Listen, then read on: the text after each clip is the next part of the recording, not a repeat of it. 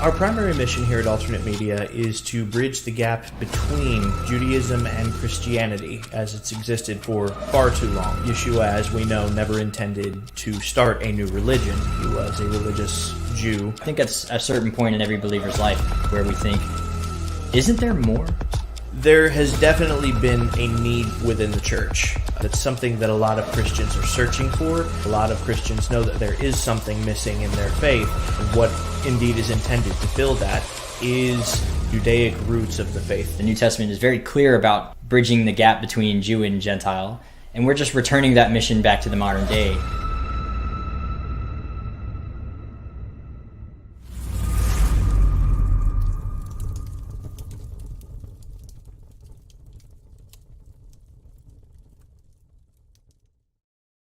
Hello and welcome to another Alternate Media Live. Tonight is going to be a very historically informative night. Tonight we'll be talking about the subject of the week, a very unfortunate event, a very, very sad event that happened right at the peak of Sukkot. So without further ado, let me bring on my colleague, Seamus, as the resident historian. How are you this evening?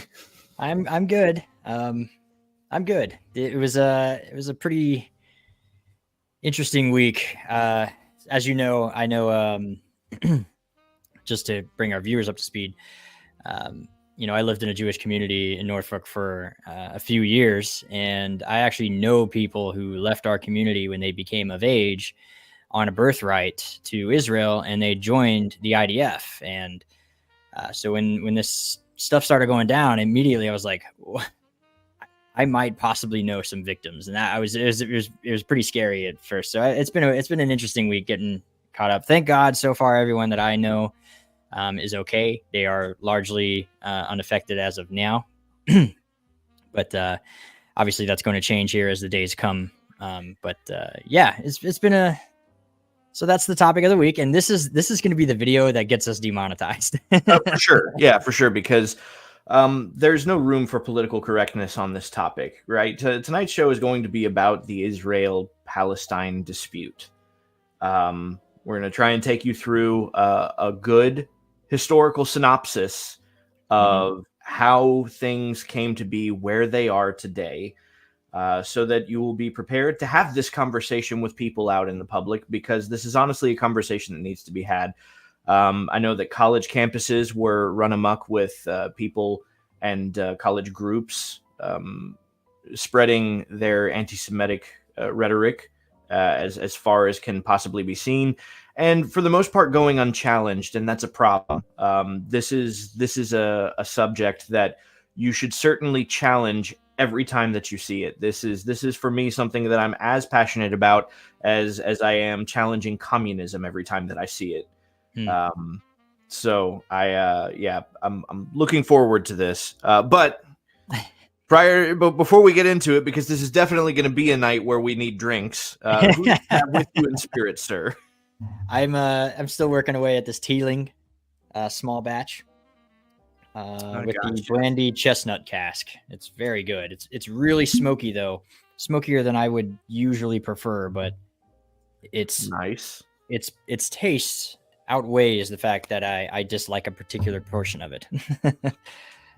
Tonight I am going with something new for me. This has been recommended to me by like every Scotch guy that I know has told me to try this. And I had a chance to try some, not this particular one, but another, not even brand. It's the same brand, but another make, with my wife's cousin, but I'm trying Lefroy, right? I don't think I've ever had it. Yep. So I had with my wife's cousin the Lefroy quarter cask, and it was incredible. So the Lefroy Select I'm doing tonight, and I had some with Dad the other night also. He described it as like hickory smoked bacon in a drink. All right. Well, you'll have to tell me how it is, but I think without further ado, I guess, a few things before we get like fully started. Obviously, this is a heated topic, so in the comments, keep it civil. Debates are welcome, but slander is not. Right. And I think that's the biggest like little, I guess, disclaimer I want to throw in there. And that's basically it. Otherwise, links are all in the description for, if you want to support the channel, you can like, subscribe, hit the bell. If you want to give to the channel, we are a 501 nonprofit. So there's a link to our Patreon or our website also down below. And I think we have like super chats turned on here through YouTube. Any and all super chats that are, again, keep them civil, but if you give any money in the super chats, we're going to donate 100% of those proceeds from the YouTube comment section to Friends in the IDF. It's a charity organization that I'm familiar with, that I know is a good charity organization that helps get, because a lot of the IDF are reservists and they come bring in their own gear from their own house and, what little they can afford. The IDF doesn't usually have the money to fully equip everybody. And right now they're starting to arm civilians who are former IDF or so to help defend themselves. So any and all gifts that are given through the super chats will go to them. And then, of course, I know some people in the IDF too. So, I want to support my fellow brothers in arms. All right, now to get to the hard part. Actually, for me, this is the easy. I just got to ask real quick, right? So it's super cool that you got to meet the Bourbon Rabbi. Hope you told him that we love his product. But when you say pretty neat, I can only assume pun intended, right? Nice. All right, so let's see what we got here. I guess let's start from the beginning, right? Like, what is Palestine? Yeah, like it takes everything and it takes all the self-discipline right now to simply not say Palestine is a myth. It doesn't exist. It never existed. It's not a thing that ever existed. Right over there with Narnia. Yeah, you can right over there with Westeros and Hogwarts and stuff. But yeah, no, we really have to put certain things into context because Palestine is not a thing that ever existed. Not until the modern day. And like even really the 80s, it wasn't officially really a thing until the 80s. But they claim to go back further than that. But we're here to tell you that's historical revisionism. It's not a thing. Yeah, I guess we'll start by bringing up where the word derives from. It derives from the word Philistine. And in fact, that's the only time in history where we can point to what is a Palestinian. And you seem like you want to jump in on this one. I'm going to go ahead and pull up the pejorative here. Yeah. Palestine is something that Romans would refer to the people and the landmass therein as a pejorative. It was an insult because it means Philistine, right? It's the Latin equivalent of Philistine, which would have been one of the most insulting things that you could have called a Jew at the time, and one of the most insulting things you could have referred to the land as, right? Mm-hmm. So originally, the word was never used to refer to anybody other than Jews. Let's just to put that within its context. It was something that was used in reference to Jews as an insult. But there were never a people called Palestine. There were the Philistines, but they're gone now. And that's the thing too. The Philistines are, of course, they're in the Bible, and they're the ancient enemies of Israel. During particularly the time of David. But any of my Bible readers out there might be keen to be aware that the Philistines were completely wiped out biblically and ceased to exist. But also, the thing is, everyone who claims to be a Palestinian of the ancient descendants of the Philistines today, they're all Arabs. And it should be noteworthy that the Philistines were so called, and they were likely from Greece. They're likely Greek, red-haired white men. Like, gingers. Yeah. No, Well, but the also and we'll probably discuss this a little further also. But the people who refer to themselves as Palestinians today are are Arab. predominantly Lebanese and Jordanian, right? They're Arab. They do not originate from that land. Yeah, there's outside of the Philistines, which are Greek and completely wiped out by David and his army. No survivors. Not a people. And again, the only time we ever see reference to Philistines, after time of David, is essentially in the use of a pejorative insult. It's like using the N word, for a Jew, and it's because the Philistines were a real thorn in the side of the Israeli people for a long time. But yeah, no, so the Romans, especially, and where it really comes into play is actually during the second Jewish revolt, the Bar Kokhba revolt. Now, if you've been a fan of this channel for any length of time, we've actually talked about this revolt, at length before. So the things that we haven't really talked about, though, about it is after the revolt failed in 135, 136, the Romans, the emperor, forbade Jews from ever returning to Jerusalem. They razed it completely to the ground. Eventually, they would build a temple to Jupiter on its grounds and rename the city of Jerusalem to Capitola Anatolida. I think if I'm saying that right. And basically, they did their best to keep Jews away from the land after that because of this failed revolt. So really, what ended up happening is, the revolt doesn't go well. And the Romans retaliate tenfold and just completely leave the entire land desolate. And then from that day forward, after 135, they begin to refer to the land as Palestine as a specific deterrent towards Jews to keep them from going back. And that's where we get the word Palestine today. It's a Roman invention on a play for the word. It's the Roman word for Philistine, in order to stop Jews from going back to the land and deterring them from ever returning to what is now a desolate, pagan-ridden, Jupiter temple having. They were forbid from going back. They were eventually, as time would go on, they would be allowed to slowly go back to Jerusalem, but only for like one day out of the entire year. Those restrictions would slowly be lifted, but that's where the word comes from. That's what it means. It never referred to a people. The only time Palestine ever referred to a people is if a Roman was ever talking about an ancient Philistine, which they weren't. They were almost always talking about Jews in the pejorative. Right. Yeah. And you will find, because this became so common in Roman culture, you will find much later Roman maps, right, that do have that. And it's not even just the land of Israel, but it actually extends beyond the borders of what we know as Israel today, labeled as Palestine. But that's because Israel back then also would have gone beyond the borders that we know of today. The truth be told, it's only a fraction of the Israel that Solomon ruled over.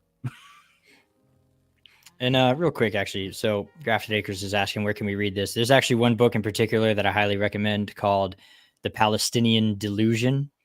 I have the audiobook. I can't remember who wrote it, but that's the title of the book. You know what? Let me look it up now while I have it here, just so I can give you the author's name. By Robert Spencer, The Palestinian Delusion by Robert Spencer. Great book. It's heavily sourced. He goes over all of the different charters. He goes over the data from different explorers who checked out the region during the 18th century, during the 19th century. He talks about when Napoleon was in the area and what Napoleon had to say. And a lot of the information that I'm going to give you tonight, some of that comes from some of the books here, and as well as general historical information that I've just been aware of since, since this whole thing came up as a thing many years ago. And also another source I highly recommend on this topic is us. But believe it or not, Dennis Prager's, he's got like 5 video series on the whole Israel-Palestine conflict, and the sources in history are great there too. Ben Shapiro just did a facts episode about some of this stuff that we're going to go over today. George Orwell, I think. Yeah, he visited. There's a few people. The book goes over everyone that's ever there. And we're going to bring up some of that stuff tonight as we talk about post-Roman Revolution, or post the Roman retaliation. So, all right, moving forward. So yeah, this now it becomes a pejorative. It's, again, not a people. They don't exist. They haven't existed for 1,000+ years at this point, and it's just being called that by the Romans in order to deter Jews from going back. Now, here's what's crazy. At some point in history, Jews have always been in the land. There are many authors who wrote, historians who would visit the place. During the time of like the Crusades or whatever, there was always this baffled astonishment that there would be a Jew in the land, because he would be essentially living in a state of abject poverty. He was always under Arabian authority rule and heavily discriminated against as a result of it, but still Jews stayed because it was their homeland. They just had a unique attachment to the land. And so they thought that it was better to live and to suffer in the land under Arab rule than to not be in the land at all. So there's always Jews in the land. They've always been in the area, but albeit at a heavy cost to themselves. But again, the land of Israel, it's a little hard to put it into perspective for somebody who's themselves not Jewish, myself included. But I've seen firsthand the kind of love and drive, like, it is a very unique thing amongst Jewish people, that this attachment that they have to the land. It's totally spiritual. There's no other way to explain it. It's 100% a sort of spiritual connection that they have, and it's intrinsic in a lot of them. It's a very, I think the closest thing that I could say is some Americans have an intrinsic love and attachment to America. It's a little bit like that. It's like, it doesn't matter where in the world you end up, you're always like, I'm an American. And you have some sort of connection to the value of freedom that represents. You might not be in America, but you value certain things as a result of your connection to America. So, P99 brings up a good point. We'll get there in a second, P99. So before World War II, it's in and out of Arab hands. Again, it's basically laid desolate. The Israelites go on complete exile from the land. They're banned from returning in many instances, where they will slowly eventually be able to come back at some capacity by whatever ruling authority happens to have jurisdiction over the land. We have like the Crusades eventually, where they get roped in together with Muslims and kind of discriminated against once again, but still they're in the land, and it basically goes all the way into the Ottoman Empire. Yeah. The Ottomans hold on to it for the longest time, and the Ottomans, again, they started to allow Jews to go back and live there, but under really heavy oppression, heavy taxes, impoverished land. Nothing really grows there at the time. It's completely desolate. A lot of people have talked about how when they go there, it is astonishingly empty and desolate. Yeah. What are you messaging me here? No, just you brought up the Ottomans and obviously the Crusades. It reminded me of something that probably towards the end we need to address, because there is a particular I'm finding more in the Orthodox and among the Catholics, a particular view on the Israel-Palestine dispute that I think also needs to be addressed, because it is essentially just a revivification of the mindset of the Crusades. Mm-hmm. And that's wrong too, but we can touch on that much later. So between the revolt and World War II, not much is going on in the land. It is not a country. It is just under the control of somebody, and no one lives there. Basically, the population is under 3,000, basically throughout the rest of its history. in the area that we now know as the Israel area. Then World War II breaks off, and a couple of things happen. The biggest one becomes obviously the Holocaust, which is a very obvious, massive atrocity against the Jewish people. Yes. And so during this time, Britain has made certain promises to certain people to rally support for the war. Now, early on in the war, Britain wasn't doing very well. You had the Dunkirk incident, and the London bombing. So London and the Allies need support. They need help.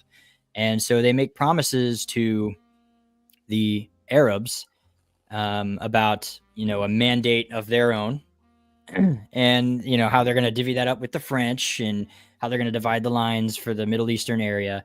And then eventually they ask for Jewish support, and they promise the Jews a land of their own, a return to the land that has historically been their own since the Exodus. And that's something I think we need to really establish, actually, real quick before we move on. Israel has always been Israel since 1420 BCE.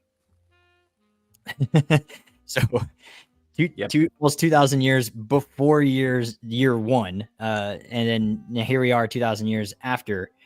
But it's always been the land that belonged to the Israelites. The brief period where it was the Canaanite land, they get pushed out. They actually get pushed out mostly by the Egyptians. The Egyptians take control of that land during the time of Abraham and really push them out. And of course, you have Hyksos people coming in, but they're Indo-European, believed to be, with coming from the northern part of the Fertile Crescent, passing through the land, but not from it. And and then you have your Exodus happening, and Israel has been there since then. And there's archaeological evidence of this. There's no ancient claim to the land for anybody else unless you're a Canaanite.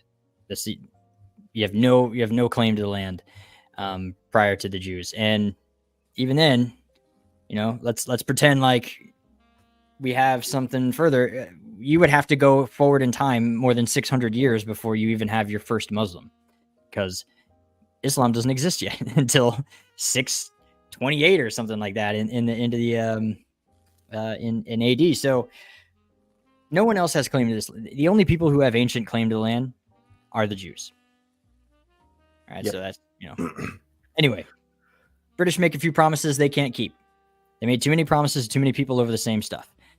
And that's kind of where the problems really begin. Right. Because a lot of Arabs are very anti-Jewish, contrary to popular belief. Arabs and Jews, they have historically in the past gotten along in some instances, but by and large, they do not get along. It's a sibling rivalry, you could say. It's the Ishmael-Isaac dispute, still raging today. Yeah, more or less. And you have your Islamic Golden Age, which was a golden age mostly for Westerners. It was not a golden age for primarily Jews. Jews, of course, were always being oppressed by somebody, usually by Catholics by this point. But they did find some refuge in Arab lands. They were a little bit more welcome than normal. The Persians treated the Jews fairly nicely, but it's not because they had any love for the Jews. Persia just understood that if you want to conquer a land, if you leave it run by locals in place the way things are, then you'll get to keep that land. And so that's essentially all they did, is they just let the Jews continue to stay there and do whatever they wanted. And he would largely keep his hand off it. Pay me your taxes, and let's call it a day. That's kind of what happened there. But yeah, the Jews have always lived under oppression. So at some point, the world goes, okay, these Jews need their own state, because if they don't have their own state, it's going to keep being this way. They're going to live under constant fear, constant death. The Holocaust was the fourth genocide attempt on Jews in history. And so it was like, okay, this has got to stop. So if they have a state of their own, then they can set up their own protective systems and move forward from there. And then hopefully the idea was people can just leave them alone. They could keep to themselves. The problem is, go ahead. I was going to say that actually became a matter of dispute even within the time frame of the lifetime of Mark Twain, right? There's a debate over whether or not the Jews warrant as a people a home country, right? A homeland, whether or not it was something that that they as a people warrant. And there's a wonderful video where a rabbi talks about this. And it tells a story. Essentially, I'll sum it up very quickly.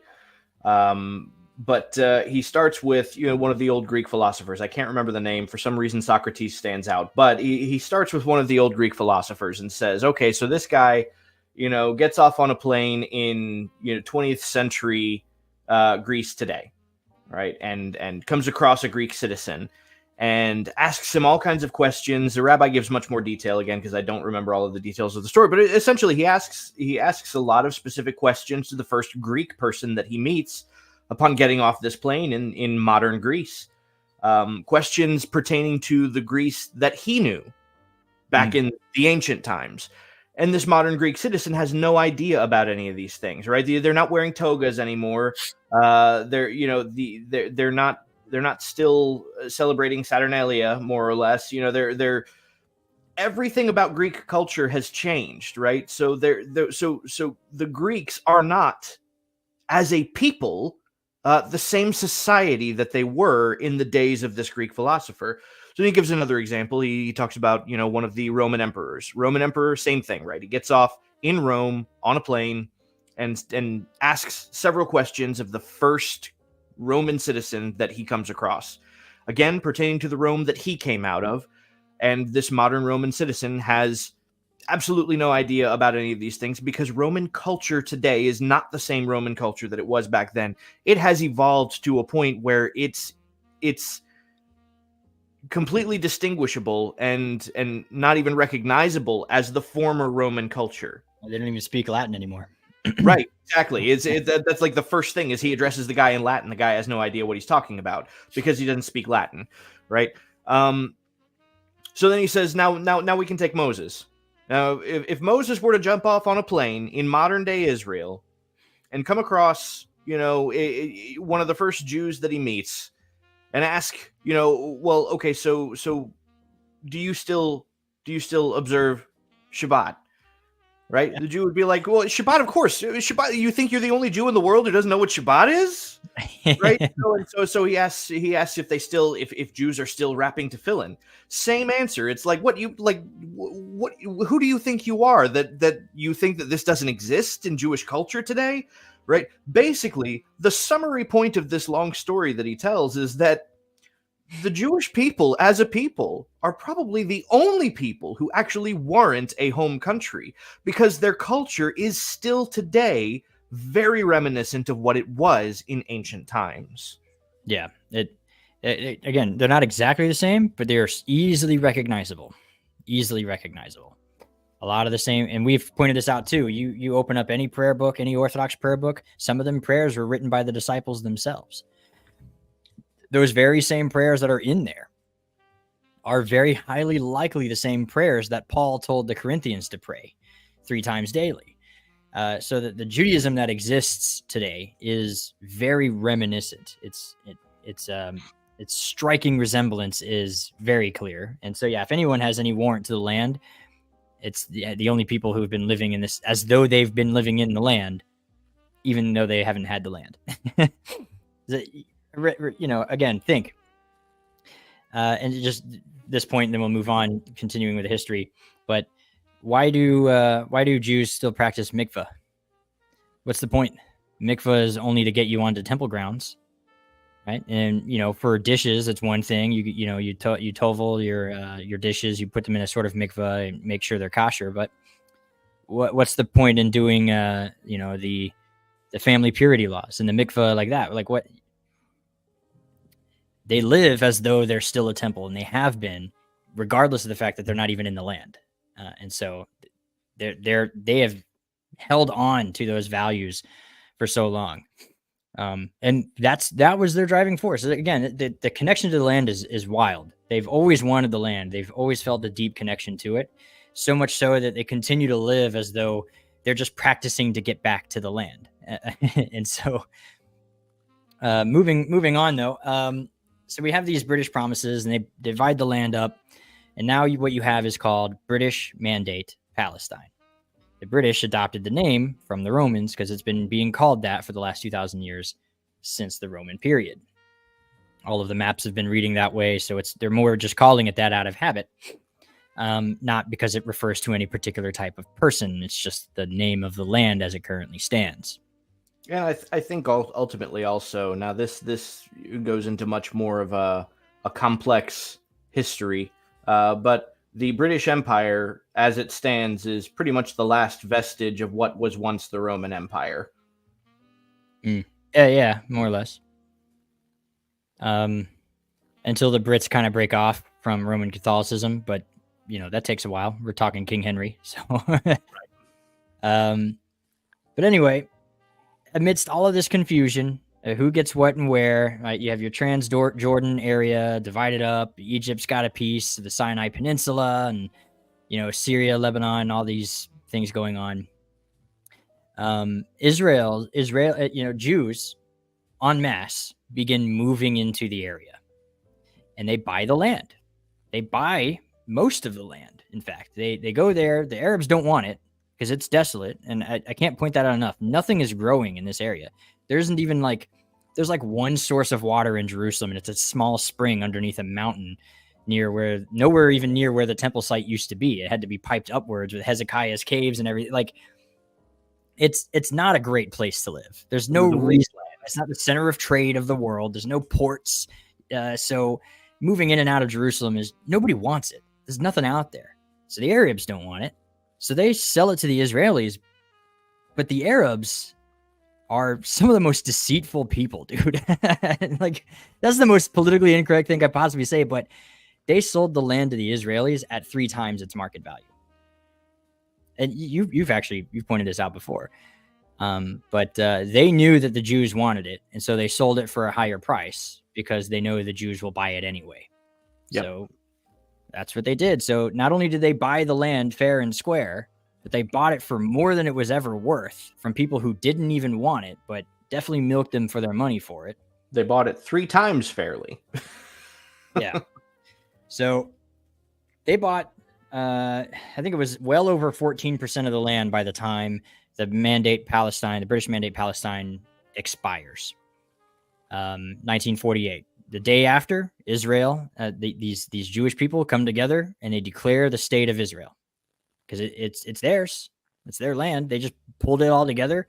The mandate had just run out. And so they were like, okay, we're a country now.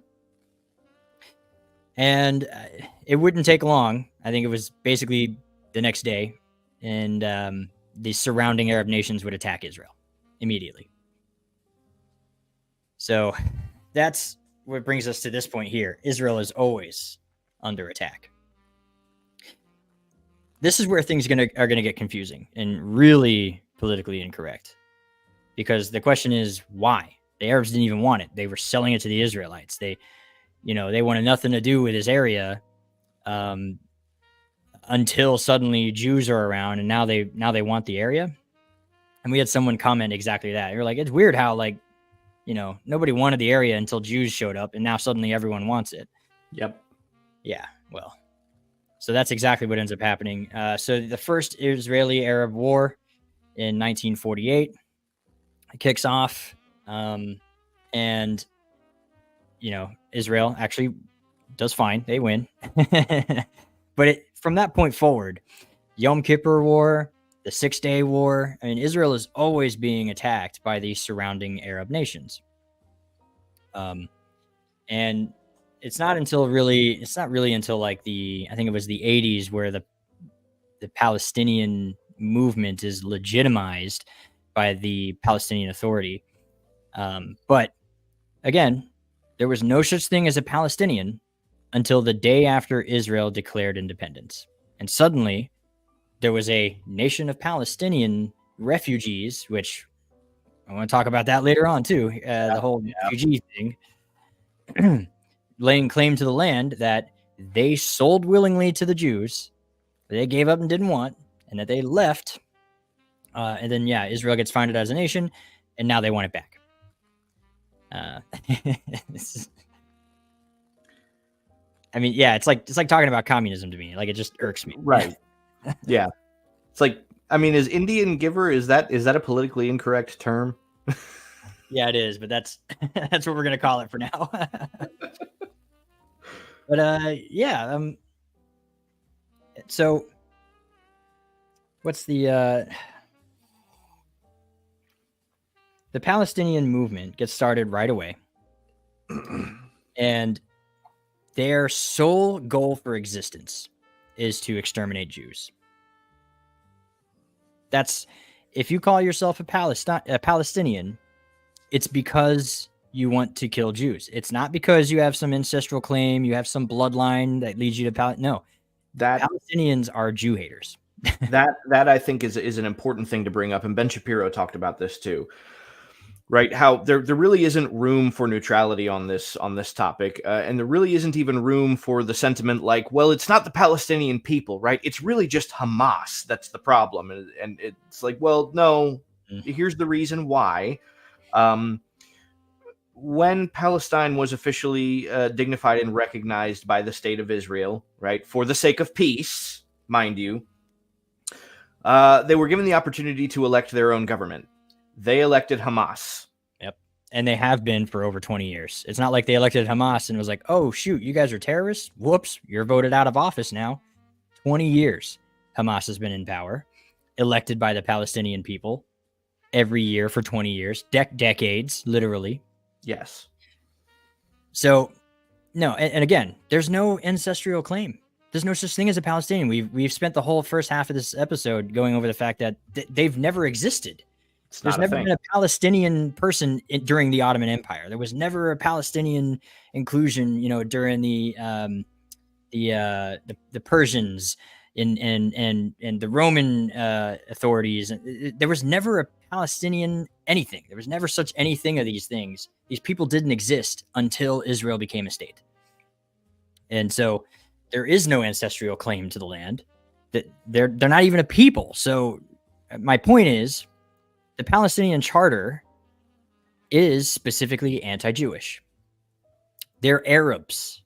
They're not Greeks. If they were Greeks and they're trying to claim to be, Palestinian, you can make that make sense, because then they're the ancient ancestors to the Philistines. Fair enough. But as we already established, no one has been trying to claim to be a Philistine for ever, for over 2,000, 3,000, 4,000 years now. And so if you are claiming to be a Palestinian, you are willfully admitting yourself to be a Jew hater. That's just the way that it is, because that is what they are. That is a nation founded on hating Jews and wanting the genocide of Jews. Yeah, it's not a nationality. That's not a nationality that you can identify as, because, again, we've established it's not even real. Okay, the nationality, the ethnic background of people who claim to be Palestinian, again, is, by and large, Lebanese and Jordanian. Right, that's what they are. So there is no ethnic group called Palestinian. That's not a thing. Yeah, at least not until 1988, basically. Well, again, they kind of pop out as soon as the Israelis declare independence. They pop out and they immediately start working with historical revisionism in 1948, as early as 1948, saying that they have claim to the land, but these are just Arabs who changed their nationality identity so that they could try and get a leg up on killing Jews and justifying the killing of Jews. And this is not just Hamas. This is every Palestinian organization, the PA, Palestinian Authority, PLO, Palestinian Liberation Organization. Again, these are exclusively, and I'm not. It's hard to make the audience member understand. It's in their founding documents. The Palestinian Charter of 1987 and 1988 explicitly calls for the extermination of all Jews. The famous 3 no's, which is actually my next point here, of Palestine. Israel, of course, they just want peace. They're like, dude, can we just have a state of our own? Like, we bought this land. We've been here forever. We have ancestral claim to it. Jerusalem has always been Jewish.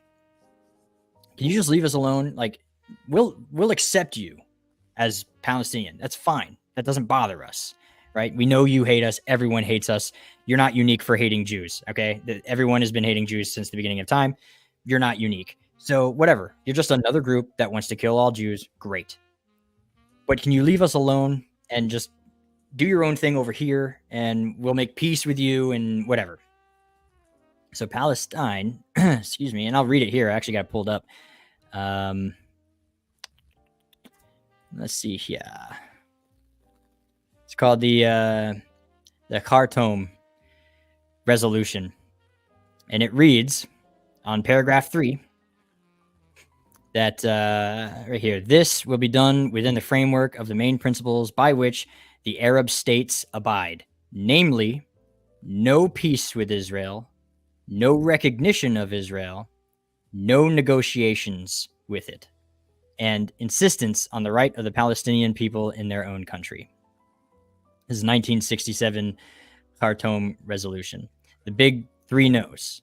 So to be a Palestinian means that there is no peace, no recognition, no negotiations with Israel. Period. There's no wiggle room in that charter, and that has been the going doctrine of the Palestinians since that day in 1960. Since before that, but they actually wrote it down. They physically wrote it down. And if we keep going, we have the Hamas charter, which again, Hamas was elected by the Palestinian people. They have that charter, the Palestinian Charter of 1988, with its super anti-Semitic, calling for the destruction of all Jews, and that there is no peace with Israel. It can't be had. Israel is not allowed to exist as a nation state, period. End of story. And it's part of it's in the charter. There are there's 36 articles of the charter. Most of them are here. In fact, the preamble, you don't even have to go deep into the charter. And you don't have to go deep into the charter. There's 36 articles. The preamble states, Israel will exist and continue to exist until Islam invades it, just as it invaded others before it. That's the first sentence of the charter. It is founded on anti-Judaism, anti-Israelism.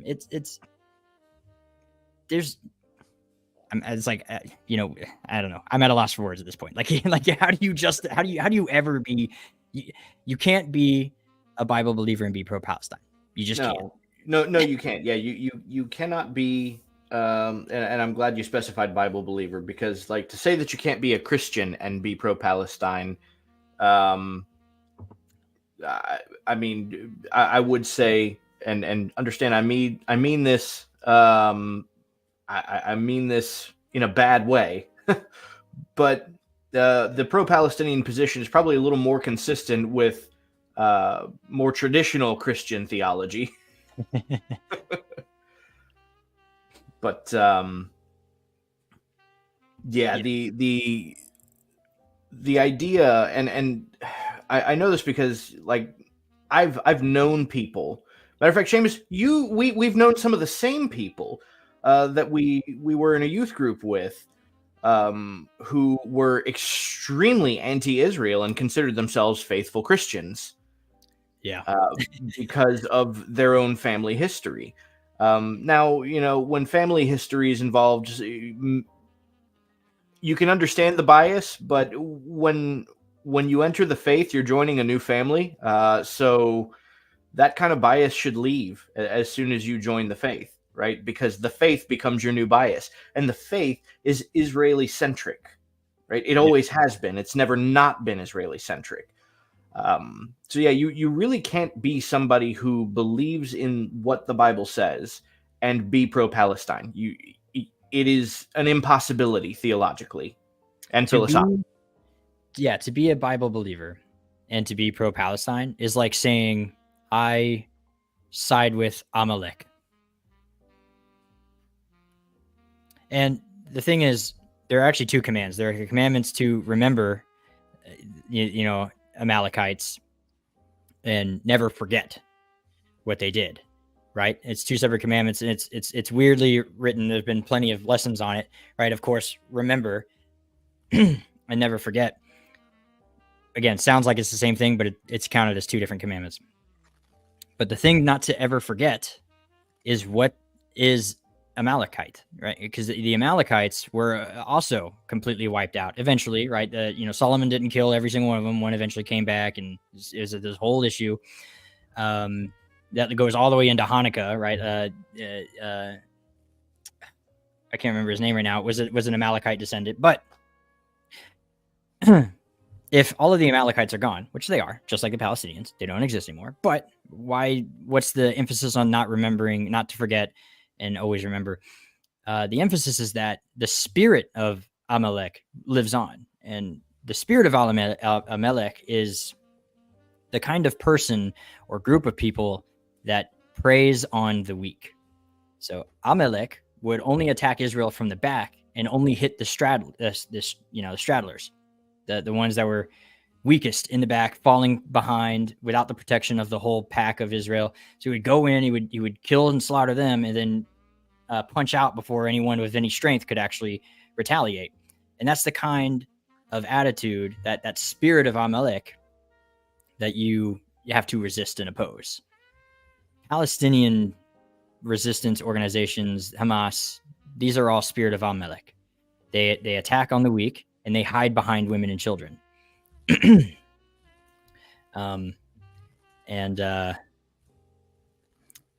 specifically warned against that kind of behavior, to resist it at all costs. And so moving on to this next point too, when it comes to this whole Hamas situation, I can't stress enough how much they hide behind women and children.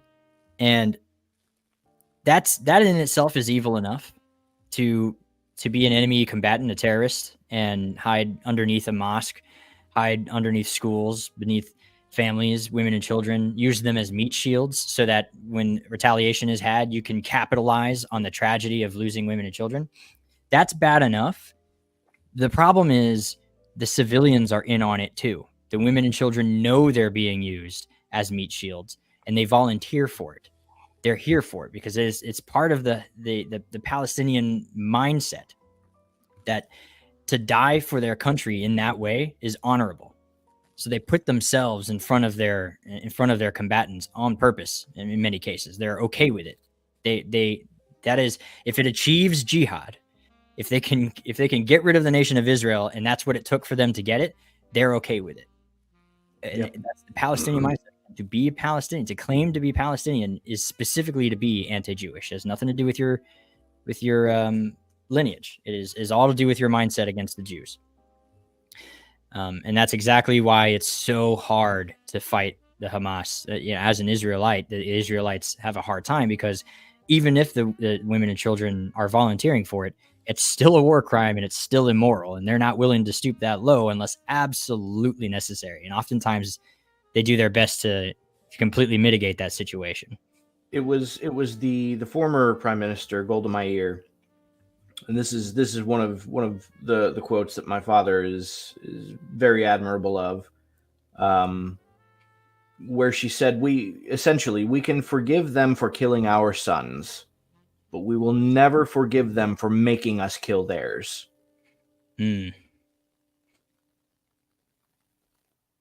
And that's the unfortunate reality of the situation that they're facing. The world at large can look at Israel in judgment, like they should be trying to seek some kind of a political solution, to this, to try and sit down and have a discussion, right? But how do you do that with somebody who wants to kill you, right? There's a whole lot of discussion that has to come before peace talks. Yeah, right? How do you do that when their kids and children and women want to kill you too? Right. It clearly, we didn't think that those political fixes were worth pursuing when it came to 1930s and 1940s Germany. Why? Well, we understood that it was an ideology that couldn't be reasoned with. Yeah, it's sort of with the recent events from the Gaza Strip. It's basically, I hate to make the comparisons. I feel like a lot of people have been making the comparison, but when you when you look at it, when you really do, and you crunch the numbers, it is their 9/11. This is Yes. Benjamin Netanyahu's 9/11. First of all, almost everybody that was killed was just a civilian Jew on a high holiday, on a holy day, on Simchat Torah, on Shmini Atzeret. It's, so they've all got their phones turned off. They're being attacked in their synagogues, in their homes on a Sabbath day. Some of them the more secular Jews, but hey, they're still Jews. Death to all Jews. That's the Hamas way. At a music festival about peace. Yeah. They parachute in and just start gunning everybody down indiscriminately. And yeah, this is the kind of people you can't reason. And these people have had the kind of control over their land over the people in the Gaza Strip that the civilians are in on it. They are essentially brainwashed into thinking that they have to be the meat shield for the ultimate goal of death to Israel. And it is really hard to, for me anyway. It's like, it's as though we actually, you know what? Let's do this. Imagine if people in Germany claimed that because they are descendants of Nazis, that they have claim to the land of Germany as a Nazi descendant, like in referring to themselves as though Nazism was an ideology, which is, or as was like a bloodline, an identity, a nationality. We all know it's not. Right. It would. Oh yeah. That's a go. It would be like all of the skinheads in American prisons, getting out and then moving to Germany and trying to lay claim to the land. Mm-hmm. Yeah. Yeah. That's the way I would. That's essentially what this Palestinian conflict is. Not making that direct comparison. Obviously, I think no one's a Nazi until they're actually a Nazi, kind of thing. But it's so hard not to draw these parallels, especially since they had the same goal: death to all Jews. Right. It's very hard not to just look at it and go, well, it's basically the same thing. It's just an Arab Nazi, but it is slightly different. But that's what they're doing. They are taking a title that was a title and not a nationality and turned it into a nationality in order to further use that as an anti-Jewish rhetoric to say that they have claimed the land. When they don't, they didn't even bother to want it until Jews were there. Right. And so this is just one of those topics where I'm just like, yeah, whatever. I don't care how politically incorrect I am. I mean, I don't negotiate with terrorists, dude. I don't know what to say. Right. And I think that's really where it starts. Again, like this video is probably going to get us demonetized. Whatever. Right. Yeah, we've already said enough things that'll get this video flagged, I'm sure. Yeah. But that's guys, that's honestly what it's going to take. Is being bold enough to go. Look, first of all, the conversations aren't going to be had if you don't talk. And when you see the protest, taking the initiative to go and have the conversation, and say the things that are going to offend, but they are nonetheless true, and that's the point, right? Matter of fact, it was interesting to see these college groups that were organizing their protests. They actually sent out kind of a how-to on how to have a dialogue with people who disagree on this subject. And in that how-to was the specificity of avoiding facts and repeating the narrative. In other words, they acknowledge that if we get into the facts of history here, they have a harder time actually justifying their position. So basically, the instruction was to ignore facts, avoid facts. When they when the people that they disagree with bring up facts, simply just restate and repeat that Israel is an apartheid state, right? Just repeat the narrative. And of all the nations in the world, Israel has the only real claim to legitimate nationhood. Right. Like I think America has a legitimate claim to nationhood. Absolutely. But then, we get into talks of the Trail of Tears and how we acquired the West and stuff like that. Like, at the end of the day, we still have our legitimate nationhood. Of all the nations on planet Earth, Israel is the single most legitimate and most moral and most actual, no crap, factual claim to the land in the fairest moral way possible. They didn't conquer that land and move in through violence and colonize it. They didn't do anything like that. They bought it from their oppressors and lived in it and just made it work.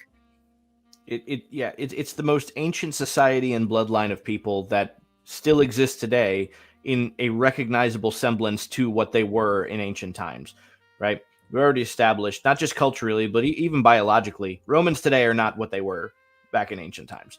Greeks today are not what they were back in ancient times. Right. You can go into the more European isles where the Irish aren't today what they were. Right. Yeah, the Irish aren't today what they were back in ancient times. Matter of fact, interestingly enough, we talk about America and American nationality. Like, the people who live up in the Appalachian Mountains here in America are biologically closer to ancient Irish than modern Irish today. Some of them even still speak the language. For real. No, and it's been acknowledged that, like, yeah, if the Scottish and Irish wanted to reestablish the clans and to find tribal leaders, they would have to come to America to do it. Yeah. But that all that to say, that's not the case for the Jewish people.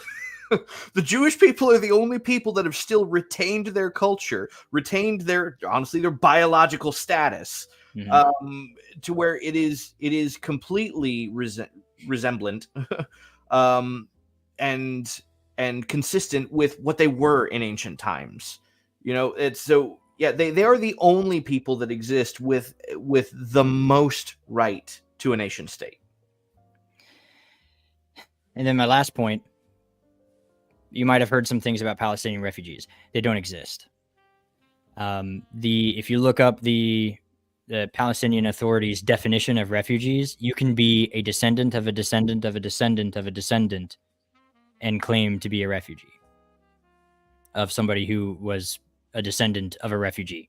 Like, the way they have it worded is essentially everyone fits the definition, and they do that on purpose so that every time a Palestinian is caught in the crossfire, the news headline reads, "Israelis are killing refugees." But they're not refugees. They've not lived in the land. They've never had any kind of claim to the land. They just are a descendant of a person who once had a stake in that land, 300 years ago or something. And, even though their family willingly sold that piece of land, they are now a quote unquote Palestinian refugee. What's more is these refugees, quote unquote, aren't being housed by any other nation because no other nation, every other nation knows what's going on. Like, people have been wondering, why doesn't the Gaza people flee to Egypt? Because it borders with Egypt. So just go to Egypt while Israel comes in and levels the place. Egypt won't take them because Egypt knows they can hide behind this. They are forcing them to stay there and take the deaths so that they can spread jihad. The Palestinians aren't welcome in other nations because they know these other nations that they can utilize their sacrifice to push forward with anti-Israel propaganda more and more. But these people are not refugees. They're not poor. They're not impoverished. They are regular working class citizens with established lives, but they claim refugee status because of a technical definition. Here's something else that I noticed the other day too. Just about a commentary on the natures of both sides of this. If you notice, when it's Israel who is attacking Hamas, the news reporter is reporting from Israel, and when it's Hamas attacking Israel, the news reporter is reporting from Israel. Yeah. So it doesn't matter how safe or dangerous it is, the news reporter reports from Israel. Why don't news reporters ever report from the Palestinian side of that wall, right? Of that dividing line? Is it maybe because foreign reporters are not safe in Palestine? Are they maybe just not a peaceful people? Yeah, they again, it's an ideology of anti-Jewishness. It is a radical ideology. Don't let people fool you into thinking like there may be the occasional regular everyday Palestinian guy who's not into the religion, like a secular Palestinian, but man, are they few and far between, because most Palestinians know they actually do not have, it's not a lineage thing. They haven't been around long enough for it to be a lineage thing. And all of the doctrines, the charters, the governments, everything, it's all anti-Jewish. There's no in between with these. There's no in between with that. And so, as Dennis Prager likes to say, and I repeat it because it's true, this is the way that it is. If Palestinians were to lay down their arms, there would be peace immediately. If Israel were to lay down its arms, there would be no Israel. And the peace negotiations that everyone talks about like a two-state solution, it's not Israel who is rejecting the two-state solution. It's not. Every single time, it's the Palestinians rejecting the two-state solution, because they will not have any negotiations, any recognition, or any peace with Israel. The three no's. None of that. It's not possible. As long as Palestinians exist, Israel cannot coexist. It just can't happen. And it's part of their doctrines, part of their ideology. So what do? You can't have peace with them, because that's just it's an ideology. It's a radical one, and that's what we are dealing with. Here's a good question. Of course, this is a question on most everybody's mind. Could this all start World War III? So there's a lot of speculation that people can do on these events, but the ending answer is yes. I mean, it's a very easy yes. Ultimately, what it seems like is this is something that's going to be left between Israel and Palestine, but it seems like the allies to Israel, America being one of them, are keeping an eye out for the allies to Hamas to involve themselves. It's kind of like, look, we can let these two boys fight, but as soon as you jump in, I'm jumping in too, kind of thing. And that is just how easily it can turn into World War III. Yeah, I mean, you think about it, just to kind of touch that real quick, right here.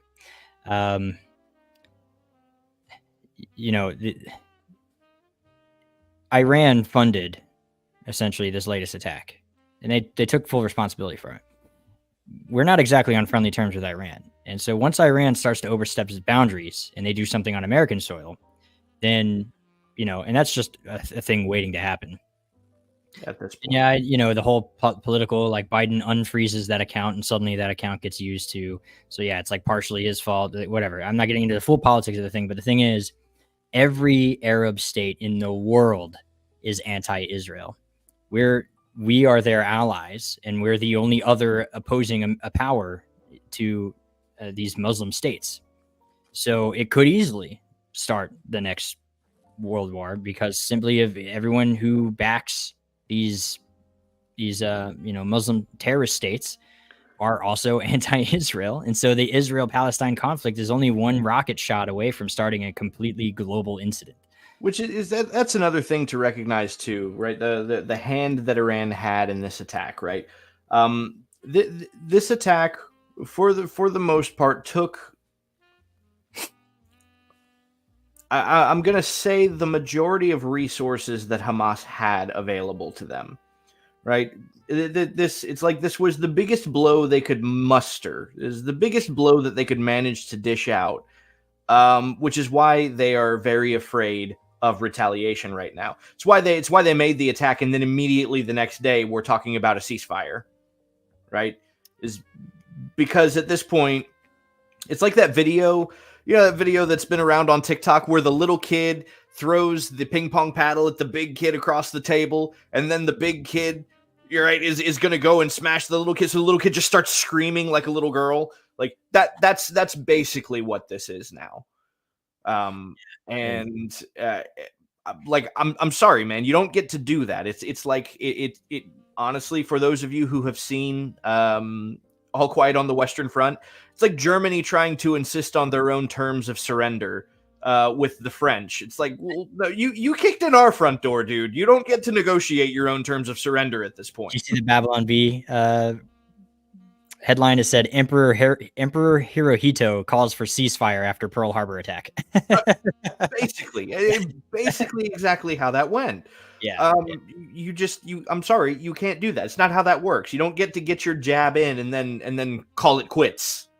Right? That's not how this works. That's how they depend on it working. They rely on this working that way because for the most part, for the better part of history, Israel has done that, right? Israel has honored ceasefires. But the fact that they didn't honor this one right away tells us, I mean, we already know what's going to happen there. They would be stupid to honor a ceasefire call after what happened.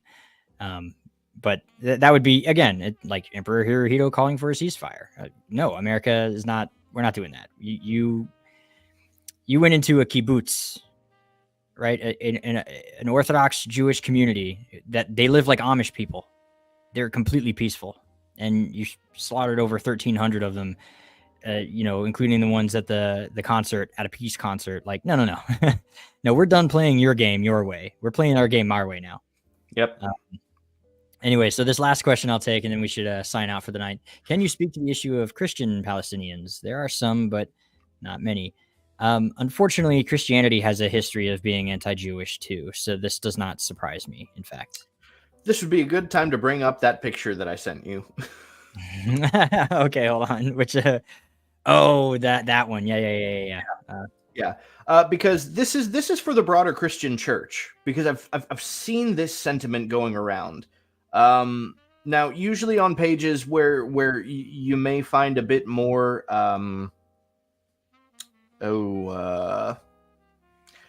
white Christian nationalist ideology, and I really hate to use leftist terms like that, but unfortunately, it is a reality. It is out there. It's a minority, but it is out there. And this is one of those, right? Yeah. This is wrong at every level. The church never had any claim to the land of Israel, nor has it ever, nor will it ever. That's not how this works. Remember, the Bible doesn't tell us that Israel will join the church. The Bible tells us that the church is grafted into Israel. Right. So that's why we said at the beginning, Bible believers, you can't be pro-Palestinian. You would have to be, I mean, your only option, and you don't have to be pro-Zionism necessarily, but I think there's a clear villain here, and it's certainly not the people who have the most righteous claim to the land in its entire history. It's not them. Anyway, so let's get rid of this picture. But yeah, we saw that on the Discord and was like, yeah, we got to address that. That ain't it. Right. I mean, I get what they're doing, but it's still kind of, I chuckled at it. It can still be funny and wrong, but. Oh yeah, no, like as a joke, like as it's like looking at it from their premise, it's like, oh, okay, like I get the joke. Like it's not correct, but I get the joke. All right, so that we're not going to do we'll have a meme of the week. I'll put it up here real quick. But nobody really submitted any memes this week. There was like one, and it was good, but it wasn't like meme of the week. But I found a meme this week that the theme of the week, and so you're the Bellamy meme, I guess, this week. I'm not taking the title. Like we would never take that title. But I figured I'd just share that real quick so that we have something. I thought it was funny though, because Palestine is in the middle of Westeros. It doesn't actually exist. It's totally fit. Yeah. Right. It's you got Westeros, Middle Earth, Hogwarts, Narnia. You got all of the fantasy lands, and then there's Palestine. Because that's what it is. But okay, so I think that's it for we're 10 minutes over time, so just a bit over time. As far as announcements this week, not that many. Actually, I personally don't have any announcements unless you have any. Just that I'm moving again. Again? Yeah, we're down the street. We found a more permanent place. Yeah. Cool. So my books aren't behind me. By the end of November, my books should be behind me again. But starting November 1st, we have a more permanent location that we're going to be at. And so I'll get to actually set the studio up properly. Ooh, I suppose that's an announcement. I'm sure everybody notices that my background is a little bit different, and the bookshelf is now next to me rather than behind me. Yeah, I had to create some space in this room as I'm getting ready to be a father and move more stuff than was in this room now. So I've now been relegated to a small corner of this room. It's perfectly fine. Cool. Well, yeah, we're over time. I kind of want to keep going, but if you do want to keep hanging out with us, we are going to keep hanging out in the Discord. Our Alternate Media Discord, a link is down below. We're going to go on to the supporters section. So if you're a member of the Alter crew, if you're a supporter, you support us on the Patreon or at our website at any level, starting at just $1 a month. You can hang out with us immediately after the show. We hang out in the Discord. You can ask us questions. You can sit in awkward silence with us. It's whatever you want to do. You have us for the remainder of the hour. Yeah, so that's a really great place to really ask us some questions or just talk, hang out, whatever it is you want to do post show. It's also a really good way if we couldn't get to your question for some reason on the show. Even though we always say we will be risked being demonetized. Well, at this point, it doesn't matter now. We just hit this topic, so whatever. But yeah, so links are all down in the description below. Even if you're not a supporter, come join the Discord anyway. We're in there all the time. Ask us your question there in the discussions tab. We'll get to it. But yeah, so if you're a supporter, we have the after parties coming for the Alter crew. Yep. Still getting back into the swing of things. Again, I'm actually still expecting a child, so my life will probably have not settled down for a little bit, at least until the baby probably has a regular sleeping schedule or something. But next 3 months for you are going to be wild, right? But we are gonna still try, and now that we're Seamus is settled where he's gonna be, and we'll be producing more regular content. I've got to get a couple of my video reviews back up and running. Some other content that I plan on both writing and making. But that being said, we touched this topic because it should be obvious, but figured it might be good to go ahead and make the statement. Obviously, Alternate Media is pro-Israel as far as this dispute goes. So we do hope that this has been educational for most of you. And if it has offended you, I don't care. You know what? Pay for a description for a subscription and come hash it out with me in the after parties. Yeah, come yell at us in the after parties. Yeah. I'm Israel Chai. I'm Yisrael Chai. L'chaim.